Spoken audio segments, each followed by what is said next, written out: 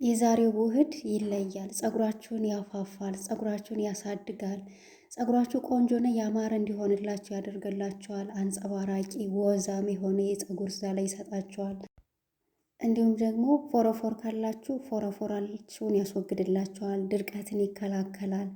ቆዳን ሃይድሬት እና ሞይስቸራይዝ ያደርጋል።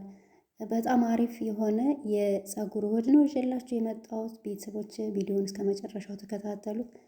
ሰላም ቤተሰቦች እንዴት ናችሁ? እግዚአብሔር ይመስገን እኔ ደህና ነኝ። ትዕግስት ነኝ። ዛሬም በአዲስ ቪዲዮ መጥቻለሁ። ዛሬ ይዤላችሁ የመጣሁት የፀጉር ውህድ በእውነት ይለያል። ፀጉራችሁን ያፋፋል፣ ያሳድጋል። ፀጉራችሁ ቆንጆና ያማረ የሆነ የፀጉር ዛላ ይሰጣችኋል። አንጸባራቂ ፀጉራችሁ እንዳይሰባበርባችሁ፣ እየረገፈ ለተቸገራችሁ፣ እየተሰባበረ ለተቸገራችሁ ይህንን ውህድ ብቻ ተጠቀሙት። እንዲሁም ደግሞ ድርቀት ካለባችሁ ድርቀትን ይከላከላል። ፎረፎርን ያስወግዳል። ፀጉርን እንዳይነቃቀልና እንዳይሰባበር ያደርጋል። እንግዲህ ቤተሰቦች ወደ አሰራሩ ከመሄዳችን በፊት ቪዲዮውን ስትጀምሩ ላይክ አድርጉ፣ ከቻላችሁ ሸር አድርጉ። እንዲሁም ደግሞ ለዚህ ቻናል አዲስ ከሆናችሁ ሰብስክራይብ እያደረጋችሁ ቤተሰብ ሆኑ። የዛሬው የፀጉር ውህድ ይለያል። ሰርታችሁ ተጠቀሙት። በጣም ቆንጆ ነው። ፀጉር በጣም ነው የሚያፋፋው። ፀጉራችሁን በጣም ነው የፀጉራችሁን ዛላ ወፍራምና አንጸባራቂ ደስ የሚል የፀጉር ከለርም ይሰጣችኋል። እስከ መጨረሻው ተከታተሉት። አሁን ወደ አሰራሩ እንሄዳለን። እንግዲህ መጀመሪያ እንዳያችሁት የጨመርኩት ተልባ እና አብሽ ነው የጨመርኩት ማለት ነው። ሶስተኛ የምጨምረው ግብአት አለ። እሱን ወደ በኋላ ላይ ነው የምንጨምረው፣ አሁን አንጨምረውም። ለዛ ነው ቪዲዮውን እስከ መጨረሻው ተከታተሉት የምላችሁ። መሀል ላይ አንዳንድ ግብአቶች ስለምጨምር ነው። እንግዲህ ተልባና አብሹን ከጨማመርኩ በኋላ አንዴ በውሃ ለቅለቅ ታደርጉታላችሁ። ምክንያቱም ቆሻሻ ሊኖረው ስለሚችል ያው ከገበያ ገዝተን ስለምናመጣው ቆሻሻ ይኖረዋል። ስለዚህ አንዴ በውሃ ለቅለቅ ታደርጉና ውሃውን ትደፉታላችሁ ማለት ነው። ተልባው ያው እንዳይወርድባችሁ እንደዚህ በወንፊት ብትጠቀሙ የተሻለ ነው ብዬ አስባለሁ። ለዛ ነው እንጂ ውሃውን ፈልጌው ሳይሆን ተልባው እንዳይወርድብኝ ስለፈለኩ ነው በወንፊት ያጠለልኩት ማለት ነው፣ በሰፋያ እና እንደዚህ አድርገን ካጠለልን በኋላ ከዛ ውሃ እንጨምርበታለን። የሚበቃችሁን ያክል ውሃ። እንግዲህ ውህድ ስትሰሩ እንደ ፀጉራችሁ መጠን እንደ ፀጉራችሁ ብዛት ይወሰናል። ፀጉራችሁ ብዙ ከሆነ ስትጨምሩም በዛ አድርጋችሁ፣ ፀጉራችሁ አነስ ያለ ወይም ሳሳ ያለ ከሆነ አነስ አድርጋችሁ መጠቀም ትችላላችሁ ማለት ነው። እና ውህዳችሁን ስትሰሩ እናንተ ናችሁ መመጠን ያለባችሁ። እና እንደዚህ አድርጌ ውሃ ጨምሬያለሁ። ከዛ በኋላ እሳት ላይ ጥደዋለሁ። እሳት ላይ ትንሽ እስከ 5 ደቂቃ እናንተ ከትከውና ልክ እንደዚህ ሲሆንልኝ ምን እጨምርበታለሁ መሰላችሁ? የሩዝ ዱቄት እጨምርበታለሁ። የተፈጨው የሩዝ ዱቄት። ይሄ ነሻ አይደለም ወይም የበቆሎ ዱቄት አይደለም። ይሄ የሩዝ ዱቄት ነው። የተፈጨው የሩዙን ዱቄት እንደዚህ አድርጋችሁ 2 ማንኪያ ተጨምሩበታላችሁ ማለት ነው። ከዛ በኋላ እንዳይጓጉልባችሁ ይሄ በእንቁላል መምቻው አለ አይደለ? በብረቱ በሱ በደንብ አድርጋችሁ ታዋህዱታላችሁ። እንደ ነሻ አይደለም። ይሄ የሩዝ ዱቄቱ የሚጓጉል አይደለም። የሩዝ ዱቄት ታውቃላችሁ፣ በጣም ላም ያለ ሳይሆን ሸርከት ያለ ነው። ስለዚህ አይጓጉልም እና በዚህ እንደዚህ ታማስሉታላችሁ። መልሳችሁ እሳት ላይ ተጠዱታላችሁ ማለት ነው። እሳት ላይ ተጠዱትና 5 ደቂቃ አሁንም ታንተከትኩታላችሁ። እንግዲህ እንደዚህ አድርጋችሁ ካዋሃዳችሁት በኋላ እሳት ላይ ትጥዱታላችሁ። እሳት ላይ እንደዚህ ይንተከተክላችኋል ማለት ነው። ግን ከአጠገቡ አትራቁ፣ ይገነፍላል፣ ወደ ላይ ይወጣልና ከአጠገቡ እንዳትርቁ።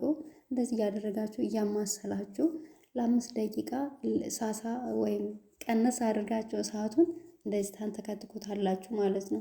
ከዛ በኋላ እንደዚህ ካንተከተካችሁት በኋላ ለ5 ደቂቃ ታወርዱታላችሁ። አያችሁት ከለሩ ራሱ እንዴት እንደሚያምር እና ይሄ የፀጉር ውህድ በእውነት በጣም አሪፍ ነው። ፀጉራችሁን እንዴት እንደሚያሳምረው፣ የፀጉራችሁን ዛላ እንዴት እንደሚያሳምርላችሁ፣ ፀጉራችሁን ፍፍትና ያማረ ቆንጆ የሆነ ፀጉር ነው የሚሰጣችሁ።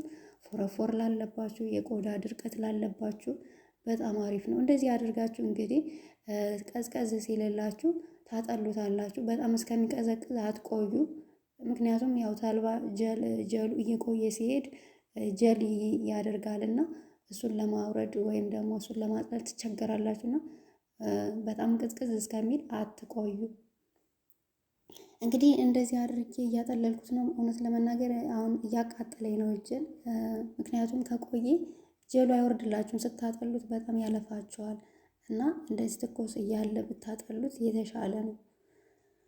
እንግዲህ ካሜራዬ አንዴ ቢጫ አንዴ ጥቁር እያረገብኝ ነው፣ ይቅርታ።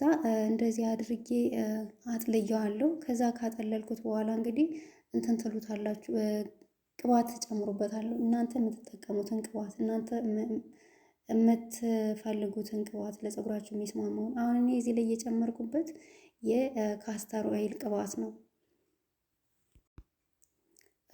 የባቲካ ሆኖ ግን ካስተር ኦይል ነው የሚለው።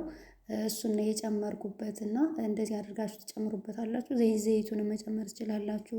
ያላችሁን ቅባት ትጨምሩና እንደዚህ ታዋህዱታላችሁ ማለት ነው። አሁን እንደምታዩት ቆንጆ የሆነ ያማረ ውህዱ ሰጥቶናል። ከዛ ደግሞ እየተቀባው አሳያችኋለሁ። ያው ውህድ ስትቀቡ ግን ፀጉራችሁን ንጹህ ቢሆን አሪፍ ነው ቤተሰቦች። ብዙ ቅባት ፀጉራችሁ ላይ መኖር የለበትም። ፀጉራችሁ ላይ ብዙ ቅባት ካለ ውህዱ ብዙም ጥቅሙን ላታገኙ ትችላላችሁ። ምክንያቱም የጭንቅላታችን ቆዳ ቀዳዳዎቹ ይደፈናሉ በቅባቱ። ውህዱን ስንቀባ ደግሞ እንዴት ብሎ ያ ውህድ ጭንቅላታችን ወይም ወደ ውስጥ እንዴት ይገባልናል? ወደ ፀጉራችን ስር ሊገባ ስለማይችል ፀጉራችሁ ብዙውን ጊዜ ቅባት ባታበዙበት። ማለት ያ ማለት ምንድን ነው? ውህድ የምትቀቡ ከሆነ ቅባት ባይኖረው ፀጉራችሁ ንጹህ ቢሆን የተሻለ ነው። በኋላም ስትታጠቡ ያው ሳሙና ሳታበዙ አንዴ ብቻ መታችሁ ትታጠቡታላችሁ ማለት ነው። እና ቤተሰቦች እንግዲህ አብሽ የጨመርኩበት ለፀጉራችን ብዙ ጠቀሜታ አለው። አብሽ በውስጡ ፕሮቲን እና ኒኮቲን አሲድ ስላለው ፀጉርን እንዳይነቃቀል ያደርጋል፣ ፎረፎርን ይከላከላል። በተጨማሪ ደግሞ ፀጉሩን ለስላሳና የሚያፍታታ ሆኖ በፍጥነት እንዲያድግልን ያደርግልናል ማለት ነው። ተልባም እንግዲህ እንደዛው ተልባ በውስጡ ቫይታሚን ኤ የሚባል ንጥረ ነገር ስለያዘ ፀጉራችን በቀላሉ እንዳይደርቅና እንዳይበጣጠስ ይረዳዋል። ፀጉርን ሳይጎዳ ፍሬዝ ለማድረግም እንደ ኮንዲሽነርነት መጠቀም እንችላለን። እንዲሁም ደግሞ ተልባ ፎረፎርን፣ ድርቀትን ይከላከላል። ፀጉርን ከስሩ እንዳይነቃቀል ያደርጋል። የፀጉር መሰባበርን ለምሳሌ አሁን መንታ የሚያወጣባችሁ ከሆነ የተልባ ውህድን እንደዚህ ያደርጋችሁ ተጠቀሙ። መንታ እንዳያወጣ ጫፉ እንዳይሰነጣጠቅ ያደርግልናል ማለት ነው። ፀጉራችን ጠንካራ እና ከረር ያለው አብረቅራቂ ፀጉር ይሰጠናል። እንግዲህ ተልባ ቆዳን ሃይድሬት እና ሞስቸራይዝድ ያደርጋል። ተልባ ለፊታችንም ያው በጣም ቆንጆ ነው። በፀሐይ የጠቆረና የተጎዳ ፊት ካለን ተልባን እንትን ብንጠቀም ለፊታችንም አሪፍ ነው። በተለይ ጥቁር ነጠብጣብን ያስወግዳል ይባላል እና ተልባ ለፀጉራችንም ለፊታችንም በጣም ቆንጆ ነው። እንግዲህ እንደምታዩት ፀጉሬ ብዝት ብሎ ፍፍት ብሏል። በእውነት በጣም አሪፍ ነው። ፀጉር ረጅም ብቻ አይደለም መሆን ያለበት። ፀጉራችን አጭርም ሆኖ ደስ የሚል ቆንጆ የሆነ ፍፍት ያለ ፀጉር ሲኖረን ረጅም መሆኑም ብዙም አስፈላጊ አይደለም። እና ቤተሰቦች እንደዚህ አድርጋችሁ ፀጉራችሁን ተንከባከቡላችኋለሁ። በጣም ቆንጆ ነው። እንግዲህ ሩዝ ነው ሌላ የጨመርኩት። ሩዝ ደግሞ ፀጉራችሁ ለሚያያዝባችሁ፣ ፀጉራችሁን ለማለስለስ ከፈለጋችሁ፣ እንዲሁም ደግሞ ፀጉራችሁ እንዲያድግላችሁ፣ ፀጉራችሁ ብዛት እንዲኖረው ከፈለጋችሁ ሩዝ እንደዚህ እያደረጋችሁ መጠቀም ትችላላችሁ። ቀቅላችሁ መጠቀም ትችላላችሁ። በጣም አሪፍ ነው። ቤተሰቦች እንደዚህ አድርገን ከዛ እስርን አድርገውና በላስቲክ 1 ሰዓት ያክል እናቆየውና ከዛ እንታጠበዋለን ማለት ነው።